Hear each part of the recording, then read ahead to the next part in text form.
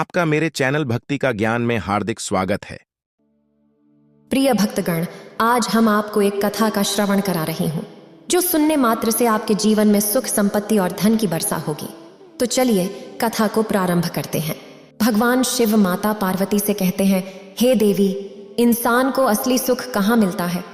फिर माता पार्वती कहती हैं, हे देवों के देव महादेव, असली सुख क्या होता है?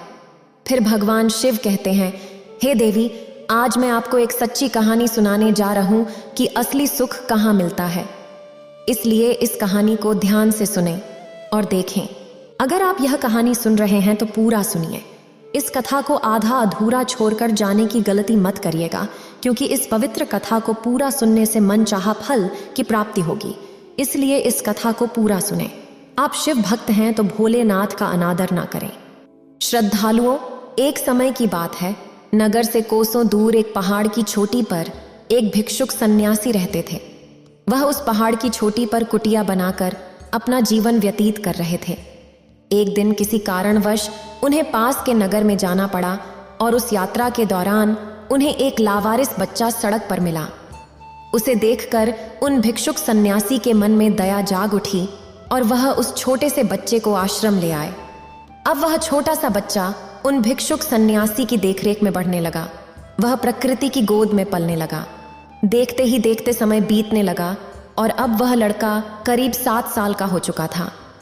एक दिन उन भिक्षुक सन्यासी ने उस लड़के को अपने पास बुलाया और कहा, बंदे, तालाब के पास जाओ, उसके किनारे बैठो और आंख खोलकर देवों के देव महादेव का ध्यान करो। वह 7 साल का मासूम बच्चा यह नहीं जानता था कि देवों के देव महादेव का ध्यान क्या है, लेकिन उसने भोलेपन के कारण उन भिक्षुक सन्यासी की बात मान ली और चुपचाप तालाब के किनारे जाकर बैठ गया। तालाब के किनारे एक अजीब सी शांति थी। उस शांति में वह बच्चा कभी आसपास की झाड़ियों की तरफ देखता तो कभी उन पर लगे फूलों, उनकी पत्तियों, नदी में बहते जल और आसपास के पत्थरों को बहुत ध्यानपूर्वक देखता, जिससे उसके मन को अजीब सी शांति मिलती और वह बहुत अच्छा महसूस करता। अब वह हर रोज ठीक उसी समय तालाब के किनारे आकर बैठ जाता और आसपास की झाड़ियों, पत्तियों, फूलों और नदी में बहते जल तथा वहां उपस्थित पत्थरों को ध्यान से देखता। धीरे धीरे उस मासूम बच्चे के भीतर चीजों को निरीक्षण करने की कला विकसित हो गई।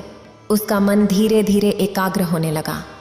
वह प्रकृति में होने वाली हर चीज को बड़ी गहराई से देखता और महसूस करता, जिससे उसका मन शांत हो जाता। जब वह शांत होकर बैठता तो फूलों की कोमलता, पानी की शीतलता और पत्थर की दृढ़ता को अपने भीतर देखता और महसूस करता।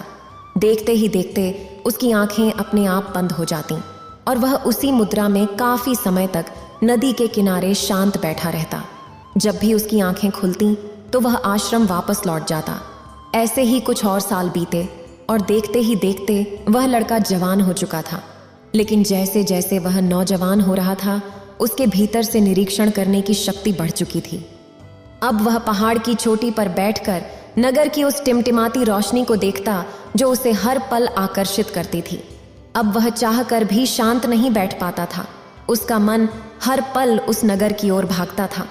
देखते ही देखते वह लड़का 18 साल का नौजवान बन गया और अब उसका मन बहुत बेचैन रहने लगा था। उसे पर्वत की शांति अब व्यर्थ लगने लगी थी। उसमें उसे कोई भी रस नहीं आता था। वह अब दुनिया घूमना चाहता था, दुनिया देखना चाहता था। वह जानना चाहता था कि बाहर के लोग कैसे हैं, वे कैसे रहते हैं। वह नए लोगों से मिलना चाहता था, उनसे बातें करना चाहता था, उनका रहन सहन देखना चाहता था। एक दिन उसने हिम्मत करके सन्यासी से कहा, मुझे यह दुनिया देखनी है। आखिर मैं कब तक इन पहाड़ियों में घूमता रहूंगा? नगर की दुनिया यहाँ से देखने में कितनी हसीन लगती है। मैं भी वहाँ जाना चाहता हूँ और वहाँ के लोगों से मिलना चाहता हूँ, वहाँ के लोगों से बात करना चाहता हूँ। उस समय भिक्षुक सन्यासी ने उस लड़के की सारी बातें ध्यानपूर्वक सुनी, लेकिन उन्होंने उसकी बात का कोई जवाब नहीं दिया, क्योंकि वे जानते थे कि इंसान हमेशा उसी चीज के पीछे आकर्षित होता है जो उसके पास नहीं होती, और जो उसके पास होती है उसकी कदर नहीं करता। इसलिए उन्होंने उस लड़के को समझाने की भी कोशिश नहीं की, बल्कि वे चुपचाप केवल उसकी बातें सुनते रहे। उधर दूसरी तरफ वह लड़का उस भिक्षुक सन्यासी के कुछ कहने का इंतजार कर रहा था। लेकिन जब भिक्षुक सन्यासी ने कुछ भी नहीं कहा, वह चुपचाप वहां से चला गया। अगले दिन सुबह सुबह भिक्षुक सन्यासी ने खुद ही उस लड़के को अपने पास बुलाया और उसके हाथ में एक पत्र देते हुए कहा, बेटा, तुम नगर जाना चाहते हो, जाओ। वहां का राजा मेरा बहुत अच्छा मित्र है। तुम उसे यह पत्र दे देना और जब तक तुम्हारा मन करे तुम उसके पास ही रहना। वह राजा भिक्षुक सन्यासी से शिक्षा ग्रहण कर चुका था और वे सन्यासी अच्छी तरह जानते थे कि वह राजा महल में रहने वाला एक सन्यासी है। वह बहुत आत्मज्ञानी है। लेकिन भिक्षुक सन्यासी ने उस लड़के को राजा के बारे में कुछ भी नहीं बताया। लड़के को नगर जाने की अनुमति मिल चुकी थी और इस बात से वह अब बहुत खुश था। वह मन ही मन बहुत प्रसन्न था। उसने तुरंत ही अपना सामान बांधा और नगर की ओर निकल पड़ा। जब वह रास्ते में कुछ दूर आगे बढ़ा, तभी अचानक उसके मन में एक विचार आया। वह सोचने लगा, आखिर भिक्षुक सन्यासी ने मुझे इतनी आसानी से क्यों जाने दिया। जैसे ही यह विचार उसके मन में आया, वह बड़ा आश्चर्यचकित हुआ। आज तक तो सन्यासी महात्मा ने मुझे कहीं जाने नहीं दिया था, लेकिन आज उन्होंने मुझे राजा के पास इतनी आसानी से क्यों भेज दिया। जैसे ही यह विचार उसके मन में आया, वह लड़का तुरंत रुक गया और उसने भिक्षुक सन्यासी द्वारा दिया गया पत्र निकाला। जब उसने पत्र खोला तो उसमें केवल 3 शब्द लिखे थे, दिशा दिखाओ। लड़के ने जब वह पत्र पढ़ा तो उसे कुछ भी समझ नहीं आया और न ही उसने उन 3 शब्दों पर गौर किया। उसने ज्यादा सोचा नहीं और नगर की ओर आगे बढ़ने लगा। नगर पहुंचकर लड़के ने राजा को पत्र थमा दिया। राजा ने वह पत्र लिया, उसे खोला और पढ़ा। फिर तुरंत ही राजा ने लड़के का चेहरा देखा और समझ गया कि हमारे गुरुदेव सन्यासी महात्मा ने लड़के को वहां क्यों भेजा है। राजा ने अपने सिपाहियों को आदेश दिया, सिपाहियों, लड़के के लिए महल में रहने का प्रबंध किया जाए और उसे महल की सारी सुख सुविधाएं मिलनी चाहिए। फिर राजा ने लड़के से कहा, बेटा, तुम्हारा यहाँ पर एक ही काम है, तुम्हें बस खुश रहना है। लड़का राजा की यह बात सुनकर बहुत खुश हुआ कि उसे यहाँ कोई काम नहीं करना है, बस आराम से जीवन बिताना है। उसे राजमहल में वही सारी सुविधाएं मिलने लगीं जो राजा को मिलती थीं। न उसे कोई काम करना पड़ता था और न ही किसी चिंता की जरूरत थी। वह लड़का राजमहल में बहुत खुश था और उसके पास अब बहुत सारा समय था। अपने खाली समय में वह नगर में घूमता, लोगों से मिलता और बातें करता। उसने नगर में कई दोस्त भी बना लिए थे। राजमहल में रहते हुए उसने कई किताबें भी पढ़ ली थीं और यह सब करते हुए कुछ ही महीने बीते थे।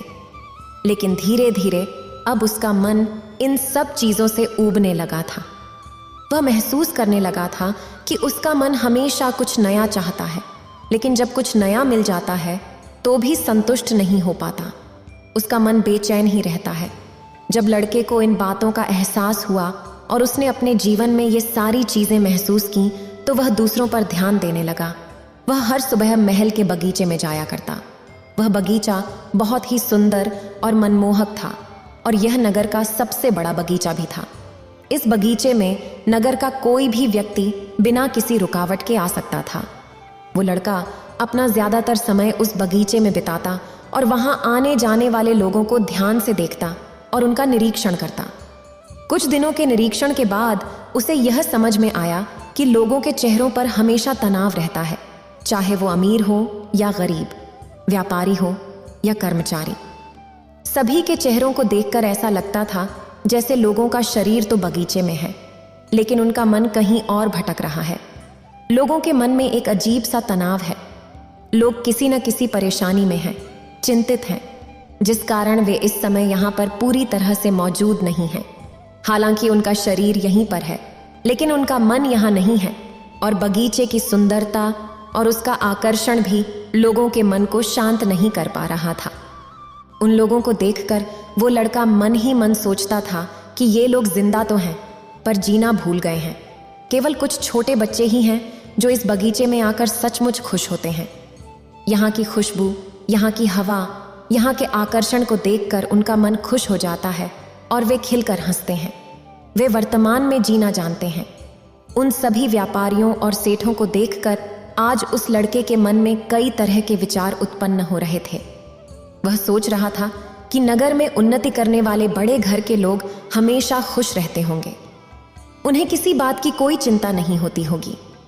लेकिन आज यहाँ आने के बाद यहाँ का नज़ारा तो कुछ और ही है। उस लड़के को अब एहसास हो चुका था कि बाहरी सुख सुविधाओं से केवल शरीर को आराम मिलता है, लेकिन हमारा मन बाहरी चीज़ों से केवल भटकता है और भटकाव से हमारा मन थकता है। हम चाहे कितने भी ऐशो आराम में क्यों न रहें, चाहे कितने भी आकर्षण के केंद्र में क्यों न रहें, हमारे मन को कभी असली आराम और असली खुशी नहीं मिल पाती। खुश रहने की बात तो दूर है, लोगों की बेचैनी और उनके चेहरों पर तनाव देखकर लड़के का मन और भी बेचैन हो गया था। वह उनके बारे में सोच सोच कर और भी ज्यादा चिंतित हो रहा था। इस दौरान उसके मन में कई बार आश्रम वापस लौट जाने का ख्याल भी आता था, लेकिन तभी उसके मन में एक और विचार आता कि मैं राजा से क्या कहूँगा, और राजा से कुछ भी कहने की उसकी हिम्मत नहीं होती। एक दिन वह लड़का चिंतित अवस्था में एकांत में किसी बगीचे में बैठा हुआ था। तभी अचानक वहाँ राजा भी उसी बगीचे में टहलने आए। राजा ने जब उस लड़के को एकांत में बैठे देखा तो वह समझ गए कि लड़के के मन में कुछ बातें चल रही हैं। राजा उस लड़के के पास आए और उससे इस तरह बैठे रहने का कारण पूछा। इस पर वह लड़का राजा को जवाब देते हुए कहता है, हे राजन, मैं जितना खुश रहने की कोशिश करता हूँ उतना ही परेशान होता जा रहा हूँ।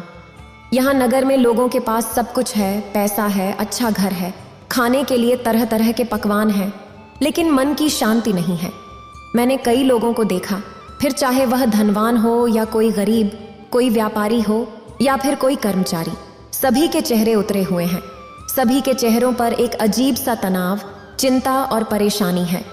यहाँ पर कुछ ही बच्चे हैं जो वास्तव में खुश रहते हैं, हमेशा हंसते खेलते रहते हैं। लेकिन जैसे जैसे हम बड़े होते हैं, हम भविष्य और भूतकाल में जीना सीख जाते हैं। हम हमेशा अपने भविष्य को सुधारने में लग जाते हैं। हे राजन, क्या यही जीवन का सच है? अगर नगर का जीवन ऐसा ही है तो मैं यहाँ नहीं रहना चाहता, इसलिए मैं आपसे आज्ञा चाहता हूँ। मैं वापस आश्रम लौट जाना चाहता हूँ। राजा ने उस लड़के की सारी बातें ध्यानपूर्वक सुनी और फिर बोले, बेटा, तुम जाना चाहते हो तो कभी भी जा सकते हो, तुम्हें किसी ने रोक नहीं रखा, लेकिन जाने से पहले तुम 2 काम अवश्य करना। इतना कहकर राजा ने पहले काम के बारे में बताया, तुम इस बगीचे का निरीक्षण करो। फिर राजा ने समझाते हुए कहा, बेटा, जैसा कि तुमने कहा, इस नगर में कुछ ही बच्चे हैं जो हमेशा खुश रहते हैं, हंसते खेलते रहते हैं और वर्तमान में जीना जानते हैं। तो तुम क्यों ना उन बच्चों की तरह ही इस बगीचे को भी देखो। जिस तरह से वे बच्चे इस बगीचे में आकर खुश हो जाते हैं, तुम भी उन्हीं की तरह इस बगीचे में आकर खुश हो जाओ। यहाँ की हर एक चीज को वैसे ही देखो जैसे वे बच्चे देखते हैं। तुम भी उसे पैसे ही क्यों नहीं देखते? इस पर वह लड़का राजा से कहता है, परंतु हे राजन, वह कैसे होगा? राजा उस लड़के को समझाते हुए कहता है, बेटा, इस बगीचे में पौधे हैं, पेड़ हैं, पत्तियां हैं, फूल हैं। यहाँ की मिट्टी इतनी खुशबूदार है। तुम इन चीज़ों पर ध्यान लगाओ, इन चीज़ों को गौर से देखो, इन्हें महसूस करो। किंतु याद रहे, इन चीज़ों को देखते वक्त, इन्हें महसूस करते वक्त कभी किसी का कोई मतलब निकालने की कोशिश मत करना, किसी से कोई कहानी मत जोड़ना। तुम्हारा काम बस इतना ही है कि तुम्हें इन चीज़ों को गौर से देखना है, उन्हें महसूस करना है। इन चीज़ों से जुड़े मन में जो भी विचार आए, उन विचारों को केवल तुम देखते जाओ, उनका कोई मतलब मत निकालना, केवल देखते जाना, और उसके बाद तुम मुझे आकर बता सकते हो कि तुम कैसा महसूस कर रहे हो। इतना कहकर वह राजा वापस महल लौट आया। वह लड़का कुछ देर वहीं पर बैठा रहा और राजा की बातों पर विचार करता रहा। शाम के वक्त वह भी महल लौटा और अपने कमरे में जाकर सो गया। अगली सुबह वह लड़का जल्दी उठा और बगीचे में आकर एक जगह पर बैठ गया। वह शांति से वहां पर उपस्थित उन पेड़ों, पौधों और वहां पर आने वाली हवाओं को देखने और महसूस करने लगा। जब उसने बगीचे की तरफ ध्यान दिया तो उसने देखा कि चारों तरफ काफी सारी सूखी हुई पत्तियां बिखरी हुई हैं, तरह तरह की गंदगी है। यह देखकर उसके मन में विचार आया कि बगीचे की सफाई होनी चाहिए। तभी उसका ध्यान फूलों की तरफ गया। उन फूलों को देखकर उसे बहुत अच्छा महसूस हुआ। वह सोच रहा था कि फूल बहुत अच्छे लग रहे हैं, लेकिन तभी उसके मन में यह भी विचार आया कि बहुत जल्द पतझड़ का मौसम भी आने वाला है, जिस कारण ये सारे फूल बहुत ही जल्द मुरझा जाएंगे और नष्ट हो जाएंगे। वह उन विचारों में खो जाता, लेकिन जैसे ही उसे राजा की बात याद आती, वह खुद को उन विचारों से अलग कर लेता और इसी प्रकार वह उन सभी विचारों को देखता रहा। देखते देखते काफी वक्त भी बीत चुका था और अब उसका मन भी शांत होने लगा था। अब से वह हर रोज उस बगीचे में आता और वहाँ की सुंदरता, पेड़ पौधे, फूल पत्तियां, वहाँ की मिट्टी, हर एक चीज को ध्यान से देखता और उन्हें महसूस करता।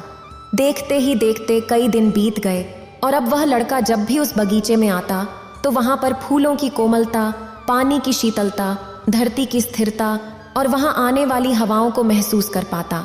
वह अपने अंदर उन्हें देख पाता, जिसे यूं भी कह सकते हैं कि वह लड़का बगीचे के साथ एक हो गया था और अब उसका मन भी पहले से बहुत शांत होने लगा था। जब भी वह बगीचे में आता तो कई घंटे यूं ही बैठा रहता। एक दिन अचानक उस लड़के को सुखद आश्चर्य हुआ। उसे एहसास हुआ कि मुझे 7 साल की उम्र में ही खुली आंखों वाला ध्यान सिखाया गया था। जैसे ही उसे यह एहसास हुआ, वह लड़का बहुत प्रसन्न हुआ और तुरंत ही महल में राजा के पास गया। उसने राजा से कहा, हे राजन, जैसा आपने कहा था मैंने वैसा ही किया और इससे मैंने 3 बातें सीखी हैं। पहली, जब हम किसी पर ध्यान देते हैं तो मन की अवस्था उसी वस्तु जैसी हो जाती है, इसलिए सही और सात्विक वस्तुओं पर ध्यान देने का महत्व है। हे राजन, मैंने यह भी सीखा कि प्रकृति का स्वभाव शांत है, इसलिए इस पर ध्यान लगाने से, झरने की आवाज सुनने से, हवा की शीतलता महसूस करने से और धरती की स्थिरता महसूस करने से मन को बहुत आराम मिलता है। हे राजन, मैंने यह भी सीखा कि जब हम दुखी होते हैं तब हम और ज्यादा मुसीबतों या रुकावटों पर ध्यान देते हैं, जिस कारण हम और ज्यादा परेशान और चिंतित हो जाते हैं और इस परेशानी में हमारा दृष्टिकोण और नकारात्मक हो जाता है। हमारे मन में नकारात्मक विचार आते हैं, नकारात्मक बातें उत्पन्न होती हैं। लेकिन अगर इंसान इस दुख से बाहर निकलना है तो इंसान अपना ध्यान नकारात्मक बातों से हटाकर अच्छी चीजों की ओर ले जाना चाहिए, जो स्वभाव से शांत हों। इससे हमारे मन को ऊर्जा मिलती है और हमारा मन फिर से ऊर्जा से भर जाता है। राजा ने उस लड़के की सारी बातें ध्यानपूर्वक सुनी और फिर बोले, बहुत अच्छे बेटे, तुमने बहुत अच्छा काम किया है, लेकिन अब यही काम तुम्हें अपने लिए करना है, अर्थात अपने मन के लिए। यही तुम्हारा दूसरा काम है, मन को देखो। राजा ने समझाते हुए कहा, जो भी विचार तुम्हारे अंदर प्रकट होते हैं, भले ही वो तुम्हारे बारे में ही क्यों ना हो, उन पर बिना प्रतिक्रिया दिए बस उन्हें देखते जाओ। किसी भी विचार में अच्छा या बुरा मत सोचो, उन पर निर्णय लेने की कोशिश मत करो, बस उन्हें देखते जाओ। यही तुम्हारा आखिरी काम है। लड़के ने राजा की बात मान ली और अब उसने खुद पर ध्यान देना शुरू किया। उसने इस अभ्यास को शुरू किया, लेकिन इस बार यह इतना आसान नहीं था। जब उसे अपने बारे में विचार आता तो वह उसमें खींचा चला जाता और खुद को रोक नहीं पाता। इस अभ्यास के दौरान उसे एहसास हुआ कि खुद के प्रति संभव विकसित करना सबसे कठिन कार्य है, लेकिन लड़के ने हार नहीं मानी। वह डटा रहा। देखते ही देखते कुछ महीने यूं ही बीत गए और जब भी उसे समय मिलता वह अपने विचारों को देखने की कोशिश करता। वह अभ्यास में इतना कुशल हो चुका था कि जब भी उसके मन में कोई विचार आते, चाहे वे खुद को लेकर ही क्यों ना हो, वह उनमें अच्छा या बुरा नहीं जोड़ता। वह केवल शांति से उन विचारों को देखता और उन पर कोई प्रतिक्रिया नहीं देता। ऐसा करते करते अब वह इतना निपुण हो चुका था कि उसका मन धीरे धीरे स्थिर होने लगा था। वह भीतर की ओर मुड़ने लगा था और जैसे जैसे उसने इसमें और भी कुशलता हासिल की, उसका मन शांत होने लगा। अब उसका मन किसी भी विचार के प्रति कोई प्रतिक्रिया नहीं देता था और जैसे ही उसके मन ने किसी भी विचार के प्रति प्रतिक्रिया देना बंद किया, उसका मन पूरी तरह से शांत हो गया। मन के शांत होते ही लड़का मन के सारे रहस्य समझ चुका था। वह जान चुका था कि संसार केवल हमारे मन का ही एक प्रतिबिंब है और जो अच्छाई और बुराई इंसान बाहर दिख रही है, वह भी हमारे मन की ही उपज है। क्या यह सब कहानी है? ये सारी कहानियां हमारा मन ही बुनता है और इंसान सुनाता है। इसी अच्छे और बुरे के चलते हम मन की बातों में फंस जाते हैं और हमारा मन इंसान विचारों में बहा ले जाता है, जिससे हम असली शांति और आनंद को देख, जान और महसूस नहीं कर पाते। अब उस लड़के को समझ में आ गया था कि यह शांति और खुशी हमेशा से उसके पास ही थी। उस सन्यासी महात्मा ने उसे बचपन से ही इस शांति का एहसास करना सिखा दिया था, लेकिन वह खुद ही गलत था। वह चीज़ों के पीछे भाग रहा था, लोगों की खुशियों के पीछे भाग रहा था, चीज़ें पाना चाहता था। लड़का जान चुका था कि सुख में रहना ही आंखें खोलकर भी महादेव का ध्यान करना है।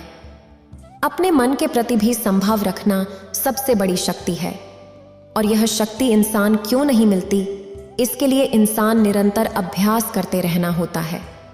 अपना अभ्यास पूरा करने के बाद आखिरकार वह लड़का एक बार फिर उस राजा के पास पहुंचा, लेकिन इस बार कुछ अलग था। लड़के की दृष्टि, सोचने और समझने का तरीका अब पूरी तरह से बदल चुका था। वह पूरी तरह से वर्तमान में आ चुका था। लड़के ने राजा को दरबारियों से बात करते हुए देखा तो राजा के चेहरे को देखकर अचानक ही उसे एहसास हुआ कि राजा के चेहरे पर भी वही शांति झलक रही है जो उसे अभ्यास के कारण मिली है, जो हमारे सन्यासी महात्मा के चेहरे पर हमेशा बनी रहती थी। ठीक वही शांति और वही तेज राजा के चेहरे पर भी नजर आ रहा था। राजा अपना पूरा राज्यभार संभालते हुए भी पूरी तरह से शांत था। यह देखकर लड़के के मन में विचार आया और वह सोचने लगा कि आज तक मैंने ये सब क्यों नहीं देखा। जैसे ही यह विचार आया, उसे अपने प्रश्न का उत्तर भी मिल गया। उसे एहसास हुआ कि मैं तो पहले अपनी मानसिक दुनिया में खोया रहता था, तो मुझे इन बातों का एहसास कैसे होता। मैं तो हमेशा भविष्य में जीता था, तो मैं वर्तमान में रहने वाली इन चीज़ों को कैसे समझ पाता। और ठीक उसी वक्त लड़के को उस पत्र में लिखे हुए वो 3 शब्द भी याद आए जो उसे बहुत परेशान कर रहे थे। केवल दिशा दिखाओ। उन तीनों शब्दों का अर्थ क्या था, अब उस लड़के को अच्छी तरह समझ में आ चुका था। लड़के ने उस आत्मज्ञानी राजा को प्रणाम किया और उनसे आज्ञा लेकर वह वापस अपने आश्रम लौट गया। फिर भगवान शिव कहते हैं, यह कहानी 2 बहुत ही महत्वपूर्ण बातें सिखाती है। पहला यह कि इंसान को अपने भीतर झांकना जरूरी है। बाहर के ये जो भटकाव हैं, इससे हमारा मन थकता है, सुस्त होकर इंसान नींद भी आ जाती है, लेकिन इससे इंसान का मन कभी शांत नहीं हो पाता। इंसान का मन को कभी चैन नहीं मिलता, जिस कारण इंसान के चेहरे पर हमेशा तनाव, चिंता और परेशानी झलकती रहती है। और इसी कारण अधिकांश लोग हमेशा परेशान रहते हैं, तकलीफों से घिरे रहते हैं, क्योंकि वह समस्याओं का समाधान नहीं निकाल पाता। और इसका कारण है कि इंसान का मन शांत नहीं होता। जब भी इंसान का मन शांत नहीं होता तो वह किसी एक समस्या पर ध्यान केंद्रित नहीं कर पाता। जब तक इंसान एक समस्या के समाधान पर ध्यान केंद्रित नहीं कर पाएंगे, तब तक इंसान किसी भी समस्या का समाधान नहीं कर सकते। इसलिए इंसान को यह समझना आवश्यक है कि मन को शांत रखना बहुत जरूरी है। इसके लिए यह भी समझने की आवश्यकता है कि सारा ज्ञान, सारी शक्ति, असीम आनंद, सब कुछ इंसान के भीतर पहले से मौजूद है।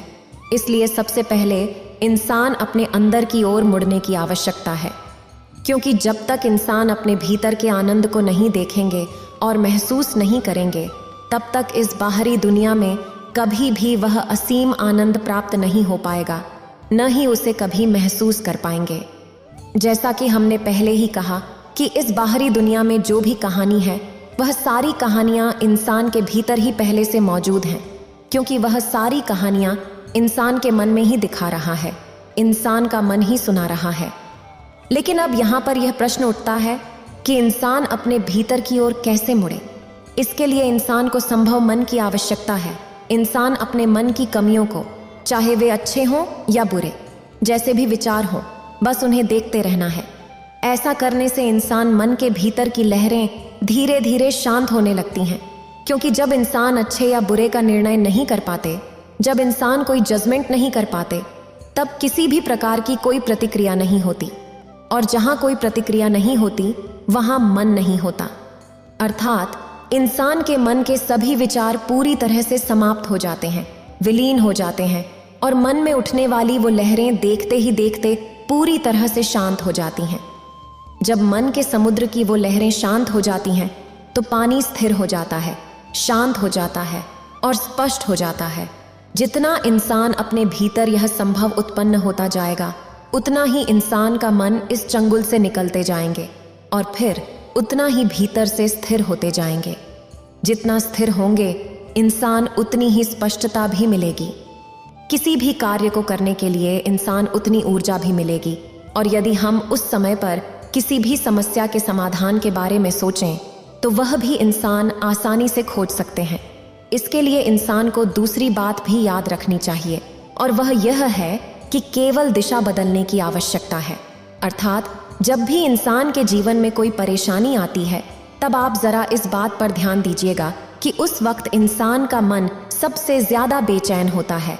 उसी वक्त इंसान का मन समुद्र की लहरें उफान पर होती हैं, और उस वक्त इंसान को कुछ भी समझ नहीं आता, क्योंकि मन के समुद्र का वह पानी पूरी तरह से अशांत है। और जब तक वो स्थिर नहीं होगा, तब तक इंसान स्पष्टता कहाँ से मिलेगी। और जब तक स्पष्टता ही नहीं होगी, अर्थात यही नहीं समझ में आएगा कि क्या करना है, तब तक भला अपनी समस्या का समाधान कैसे ढूंढ सकते हैं।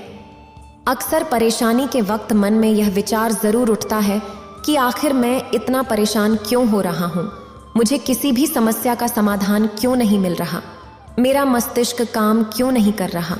जब इन सब के बारे में सोचेंगे, तब आपको यह भी समझ में आएगा कि पिछले कुछ समय से आप कुछ गलत चीजों पर ध्यान दे रहे हैं, जिस कारण मन की शक्ति क्षीण होने लगी है, मन बेचैन होने लगा है। और जब मन के पास उतनी शक्ति ही नहीं होगी, जब मन स्थिर ही नहीं होगा, जब मन स्पष्ट ही नहीं होगा, तो वह किसी प्रकार का समाधान कैसे दे सकता है। इसी कारणवश मन और बुद्धि किसी भी समस्या का समाधान खोजने में असमर्थ हो जाते हैं, और इंसान को यह भी लगता है कि मन काम नहीं कर रहा, हमारा मस्तिष्क काम नहीं कर रहा। इसलिए किसी भी ऐसी अवस्था में इंसान का मन इंसान की ओर से चले, अर्थात आपका साथ दे, तो आपको सबसे पहले अपना ध्यान शांत और सात्विक चीजों पर लाना होगा, और ध्यान को केंद्रित करना होगा, और उसे एक सही दिशा देनी होगी। जब इंसान ऐसा करेंगे तो इंसान देख पाएंगे कि धीरे धीरे मन शांत होने लगेगा। उस शांति को महसूस कर पाएंगे, जिससे आपके भीतर एक नई ऊर्जा भी उत्पन्न होगी, और कोई भी नया कार्य करने के लिए पूरी तरह से सक्षम हो पाएंगे। आपका मन उस कार्य को करने के लिए आपको संपूर्ण ऊर्जा प्रदान करेगा, और बिना ध्यान के तो कुछ भी संभव नहीं है।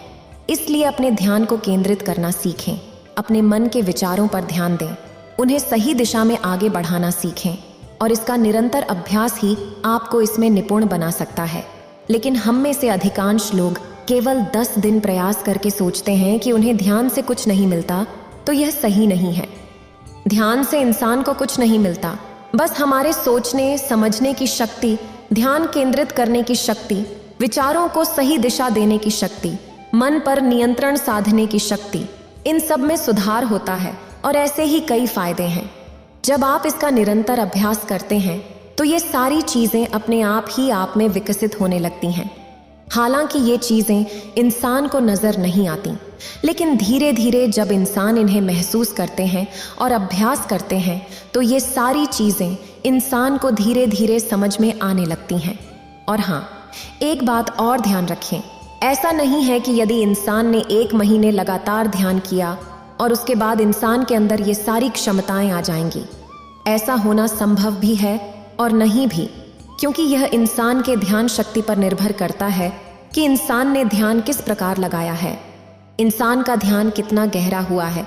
क्योंकि शुरुआत में इंसान कई सारी दिक्कतों का सामना करना पड़ता है। जब शुरुआत में इंसान ध्यान करने बैठते हैं तो अधिकांश समय तक, लंबे समय तक बैठ नहीं पाते, और ऐसी अवस्था में इंसान का मन भी स्थिर नहीं रहता। इंसान के मन में तरह तरह के विचार चलते रहते हैं, लेकिन यदि उन विचारों को शांत करना चाहते हैं, उन्हें स्थिर करना चाहते हैं, तो इंसान को ध्यान में निपुणता हासिल करनी होगी। तभी मानव अपने मन को केंद्रित कर पाएंगे, उसे एक सही दिशा दे पाएंगे। और जब तक मानव उसे सही दिशा नहीं देंगे, तब तक उस इंसान का मन यूं ही भटकाता रहेगा, और मानव अपने जीवन में कभी कहीं नहीं पहुंच पाएंगे। छोटा से छोटा लक्ष्य भी हासिल नहीं कर पाएंगे। यदि अपने जीवन में कोई लक्ष्य हासिल करना चाहते हैं, तो इसके लिए ध्यान करना चाहिए, क्योंकि ध्यान करने से ही आपके भीतर वह शक्ति और क्षमताएं उत्पन्न होंगी, और मानव अपने जीवन में चाहे कैसा भी लक्ष्य क्यों ना हो, उसे हासिल करने में सक्षम हो पाएंगे। यदि मानव अपने मन को एकाग्र करना चाहते हैं तो ये विधियां अपनानी ही होंगी। श्रद्धालुओं, भगवान शिव फिर कहते हैं कि सबसे अंधेरी रात अज्ञानता की रात होती है। यह ऐसी रात है जो कभी नहीं गुजरती, और इस अंधेरी रात में मानव चाहकर भी कुछ नहीं देख पाते। सामान्य रातों में तो हम उजाले का प्रबंध कर भी लेते हैं, लेकिन अज्ञानता की रात में इंसान उजाला अपना शत्रु नजर आता है और अज्ञान इंसान को अंधेरे की ओर ले जाता है। इसलिए अंधेरा हमारा मित्र बन जाता है और ज्ञान, जो प्रकाश है, इंसान को उजाले की ओर ले जाता है। यहाँ पर इंसान को सही राह दिखाता है और जीना सिखाता है। लेकिन कलयुग की विडंबना यह है कि मानव में से हर कोई खुद को ज्ञानी और महाज्ञानी समझने लगा है और सामने वाले को मूर्ख। इसीलिए लोग दूसरों का मजाक उड़ाने और उन्हें परेशान करने से कभी पीछे नहीं हटते, जबकि वे भूल चुके हैं कि इस दुनिया में सभी लोग जिम्मेदारियों के नीचे दबे हुए हैं। सबके ऊपर कुछ न कुछ जिम्मेदारियां हैं। हर किसी के कंधे पर कोई न कोई ऐसी जिम्मेदारी अवश्य है जिसे निभाने में वह अपना पूरा जीवन लगा देता है। और ये सभी जिम्मेदारियां इंसान के बचपन से ही शुरू हो जाती हैं। क्या मानव किसी ऐसे व्यक्ति से मिले हैं जो अपनी जिम्मेदारियों से मुक्त हो चुका हो? नहीं ना, क्योंकि इस दुनिया में ऐसा कोई नहीं है जिसके सिर पर जिम्मेदारियां न हो। भले ही किसी को केवल अपना पेट भरने की जिम्मेदारी हो, लेकिन जिम्मेदारियां हमेशा बनी रहती हैं। मानव इसी भ्रम में अपना पूरा जीवन बिता देते हैं। मानव सोचते हैं कि बस इस जिम्मेदारी से मुक्त हो जाएं तो जीवन शांति और खुशहाली से बिताएंगे। लेकिन मेरा सभी से एक प्रश्न है, क्या इंसान के जीवन में कभी ऐसा समय आया है कि इंसान उन जिम्मेदारियों से मुक्त हो सके हैं? इंसान ने अब तक बहुत सी जिम्मेदारियां निभाई होंगी, लेकिन क्या उनसे मुक्त हो चुके हैं? क्या अब भी उन जिम्मेदारियों में नहीं फंसे हुए हैं? हर कोई कहता रहता है कि मेरे जीवन में शांति नहीं है, मैं आगे बढ़ना चाहता हूँ, ज्ञान प्राप्त करना चाहता हूँ, लेकिन मेरे ऊपर कई प्रकार की जिम्मेदारियां हैं और मैं उनके कारण आगे नहीं बढ़ पा रहा। एक बार मैं उन जिम्मेदारियों को निभा लूं, तब मैं इस मार्ग पर जरूर आगे बढ़ूंगा और परम सुख की प्राप्ति करूंगा। लेकिन मैं बार बार यही कहता हूं कि ये जिम्मेदारियां इंसान का पीछा कभी नहीं छोड़ेंगी। जिस समय का इंतजार इंसान कर रहे हैं वह मानव के हाथों में ही है और वह मानव के हाथों से फिसलता जा रहा है, लेकिन मानव उसे यूं ही व्यर्थ गंवा रहे हैं।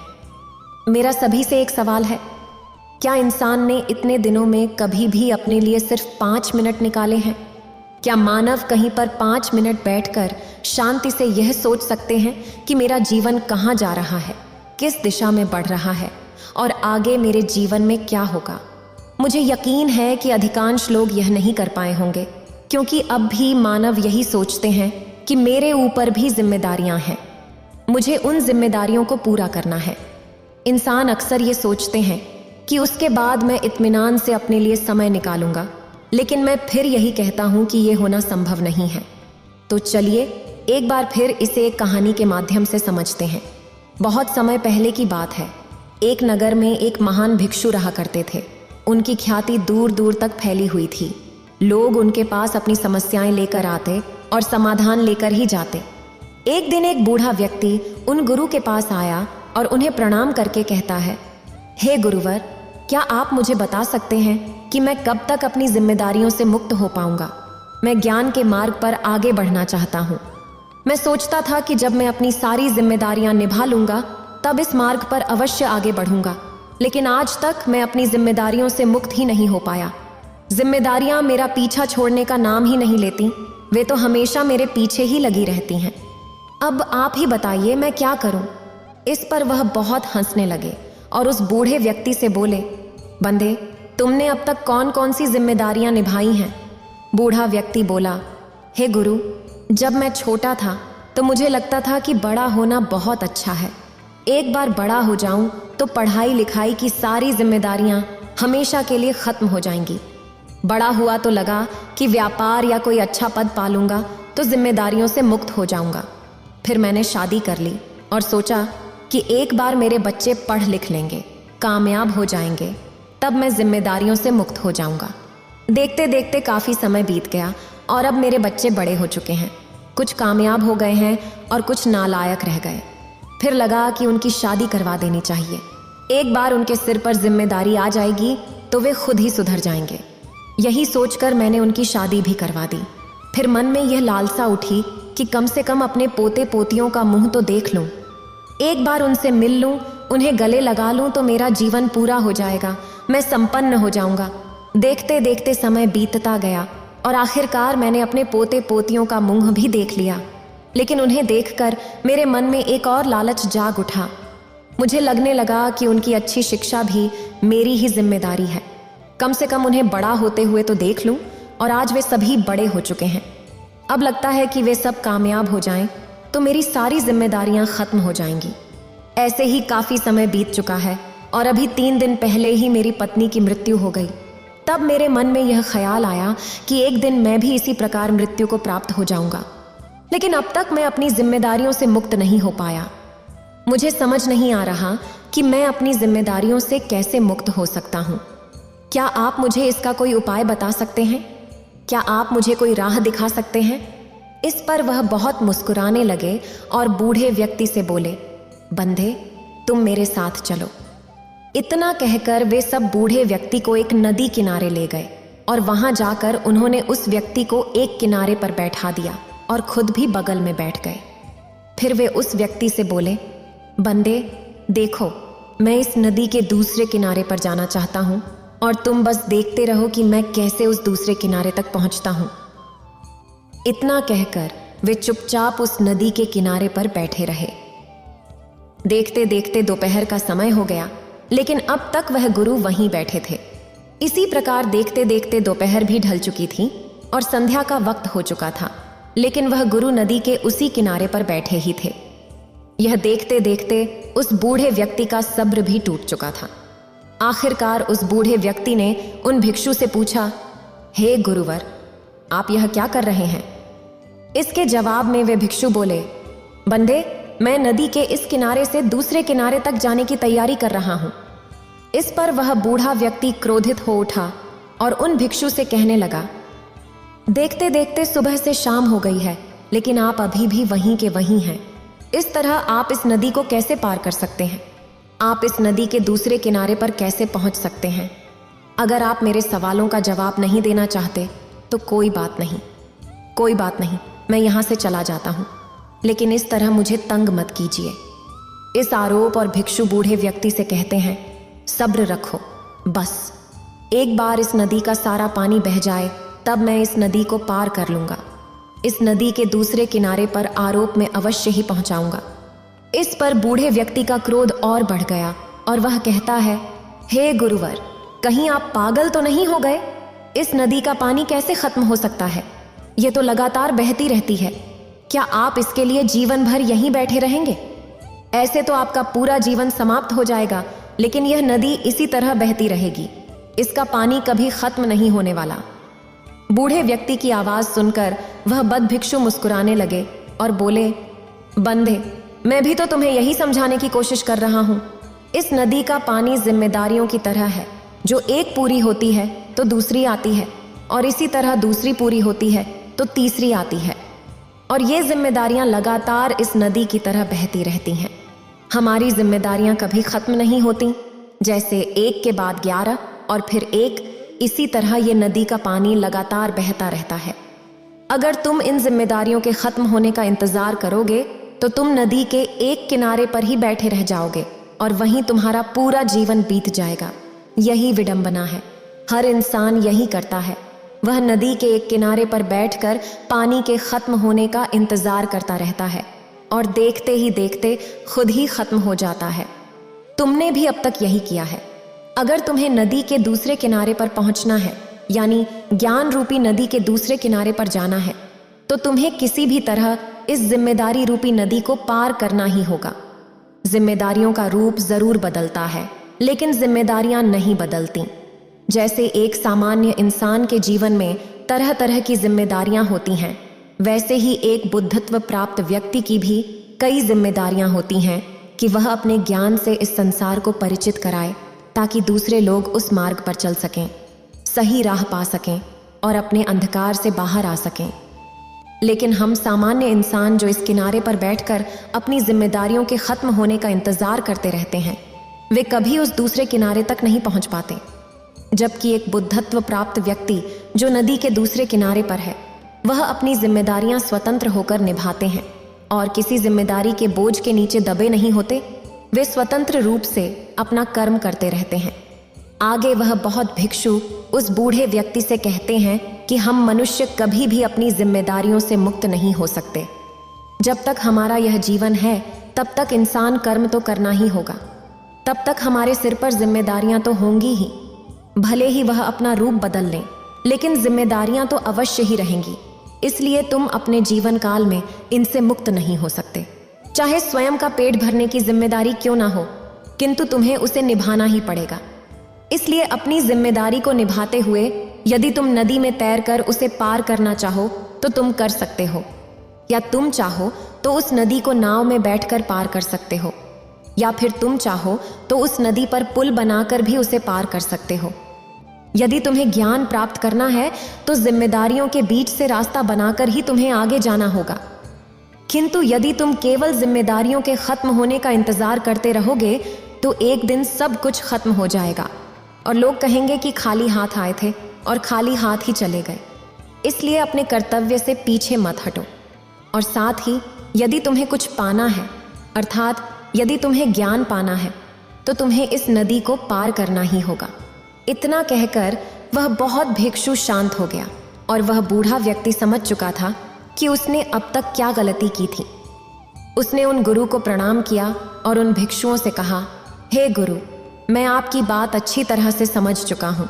आप सही कहते हैं।